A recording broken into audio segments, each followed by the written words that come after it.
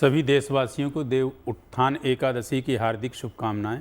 जैसे कि आपने प्रश्न बड़ा उत्तम किया कि इस एकादशी को क्यों इतना महत्वपूर्ण कहा गया है, तो इस एकादशी को महत्वपूर्ण इसलिए कहा गया है क्योंकि इसको देव उत्थान एकादशी कहते हैं, देव प्रबोधनी एकादशी कहते हैं। और इसको जो है विशिष्ट महत्व इसलिए है कि आज के दिन कमलापति भगवान विष्णु जो है, जो 4 मास की निद्रा में जाते हैं, शयन निद्रा में, तो आज वो जागृत होते हैं, जिसके विषय में कहते हैं कि उत्तिष्ठ उत्तिष्ठ गोविंदा उत्तिष्ठ गरुणध्वजा।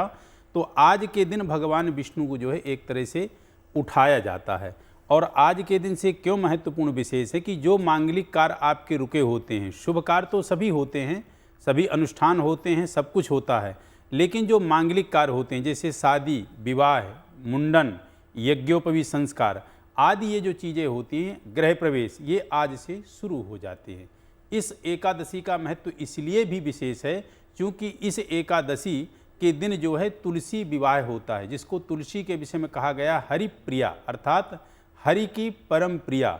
सालेग्राम और तुलसी विवाह आज के दिन विशिष्ट जो है जो करते हैं, बड़ा उनको जो है पुण्य फल प्राप्त होता है। और आज के दिन एकादशी के व्रत का, पूजन का अपने आप में विशेष महत्व है। कहते हैं कि यस्य स्मरण मात्रेण जन्म संसार बंधनात्, इस संसार के जो है बंधन से मुक्त होने के लिए आज की एकादशी में यदि कोई व्यक्ति विष्णु सहस्रनाम का पाठ करता है या विष्णु सहस्रनाम सुनता है या भगवान विष्णु के ओम नमो भगवते वासुदेवाय इस मंत्र का जाप करता है, तो निश्चित रूप से उसको मोक्ष की प्राप्ति होती है। और आज एकादशी जो है वो जो आपकी वर्ष भर की एकादशी होती हैं, उसमें से ये 2 एकादशी का अपने आप में विशेष महत्व होता है। भीमसेन एकादशी, जिसको निर्जला एकादशी कहते हैं, और आज की जो देव प्रबोधनी एकादशी, इसको जो है विशिष्ट महत्व प्राप्त है। सभी एकादशियों में ये 2 एकादशी सर्वोपरि प्रधान है। चलिए बढ़ेंगे पंडित जी,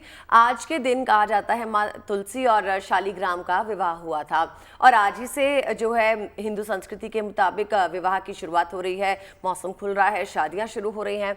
तो ये बताइए कि आज के दिन ऐसा क्या हुआ, तुलसी विवाह की वजह से शादियां शुरू हो रही हैं या देव जो है खुद धरती पर आते हैं इसलिए शादियां शुरू हो रही हैं, क्या कारण है इसके पीछे? जी, देखिए ऐसा है कि एक इसका जो विशेष कारण है, विशेष कारण यह है कि भगवान विष्णु जो है आज के दिन अपनी चातुर्मास जो योग निद्रा में गए हुए थे उससे जागृत होते हैं। तो ये भगवान विष्णु पालन करता है, पालनकर्ता के कारण जो आपके शादी और विवाह का मुहूर्त है वो आज के दिन से जो है प्रारंभ होता है। शादी, विवाह, गृह प्रवेश, मुंडन, यज्ञोपवीत संस्कार आदि आदि चीज़ों का। तो आज के दिन का जो है अपने आप में विशेष जो है शुभ कार्यों के लिए विशिष्ट महत्व है।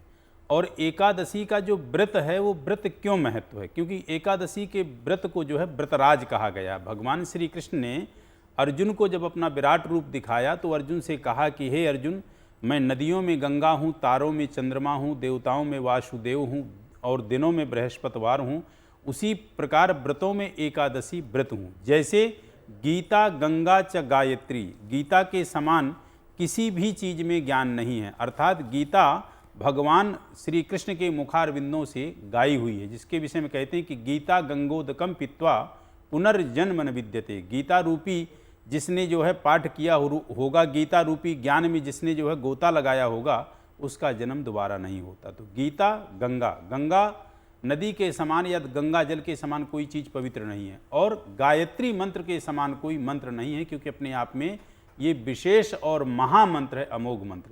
उसी प्रकार जिस प्रकार गीता गंगा च गायत्री है, उसी प्रकार व्रतों में व्रतराज एकादशी है। एकादशी का व्रत हर व्यक्ति को, हर प्राणी को, स्त्री को, पुरुष को, वैष्णव को, शैव संप्रदाय को, किसी को भी हो, एकादशी का व्रत पालन जरूर करना चाहिए। और मान लीजिए एकादशी का व्रत वो नहीं पालन कर पा रहा है, तो उस दिन उस व्यक्ति को मैक्सिमम से मैक्सिमम, अधिक से अधिक अपनी जिह्वा पे ये कंट्रोल रखना चाहिए कि वो अन्न का जो है पान ना करे, अन्न ग्रहण ना करे, क्योंकि उस दिन सभी तरह से जो है पाप का वास अन्न पे होता है। और मान लीजिए अन्न खाना भी है तो किसी भी प्रकार का लहसुन प्याज आदि जो है तामसी प्रवृत्ति का खाना बड़ा स्वादिष्ट और चटपटा बना के ना खाएं। एक तो ये जी। उसके साथ साथ देखिए बार बार कहा जा रहा है कि विष्णु सहस्त्रनाम का पाठ। तो विष्णु सहस्त्रनाम में ऐसा है क्या, क्योंकि विष्णु सहस्त्रनाम में 1000 नाम हैं और 1000 नामों से प्रभु को एक तरह से प्रसन्न किया जा रहा है और आज जगाया जा रहा है, जिसके विषय में बीच बीच में आता है क्या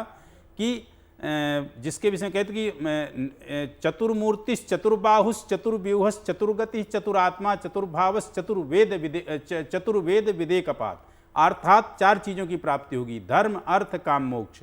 आपके जीवन में जो 4 पुरुषार्थ होते हैं इनकी प्राप्ति होगी। और क्या कहते हैं, स्वस्तिदः स्वस्तिकृत स्वस्ति स्वस्ति भुक् स्वस्ति दक्षिणा। आपको चारों दिशाओं से मंगलमयी ही जो है वातावरण और मंगलमयी ही शुभ आपको समाचार प्राप्त होंगे। और उसके साथ साथ जन्म मृत्यु जरा व्याधि भयम नैवोपजायते।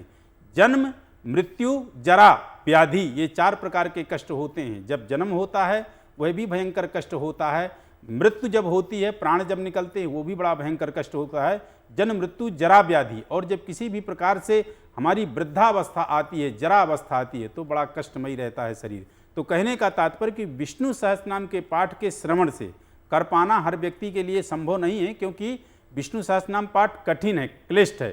तो आप यदि सुन भी लेते हैं नेट के माध्यम से तो भी आपका जीवन धन्य हो जाएगा और उसमें हर चीज़ की प्राप्ति है। लक्ष्मी के भी विषय में उसमें भगवान विष्णु के नाम आते हैं, क्या, स्वस्तिदः स्वस्तिकृत स्वस्ति स्वस्त नहीं श्रीदः श्रीसः श्रीनिवासा श्रीनिधि श्रीविभावनः श्रीधर श्रीकर श्रेया श्रीमान लोकत्रयाश्रयः।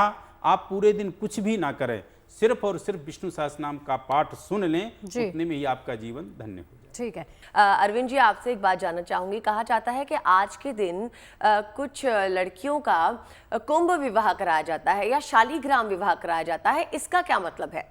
जी जी, देखिए ऐसा है कि जो कुंभ विवाह होता है उसको घट विवाह कहते हैं, और शालिग्राम विवाह मतलब भगवान शालिग्राम की जो शिला है, यानी जो उनकी तस्वीर है, उसको लेके लड़की परिक्रमा करती है। लेकिन करती क्यों है, किस लिए करती है, किस रीजन से करती है, इसका अभिप्राय क्या है, पहले उस पर बता दें आपको।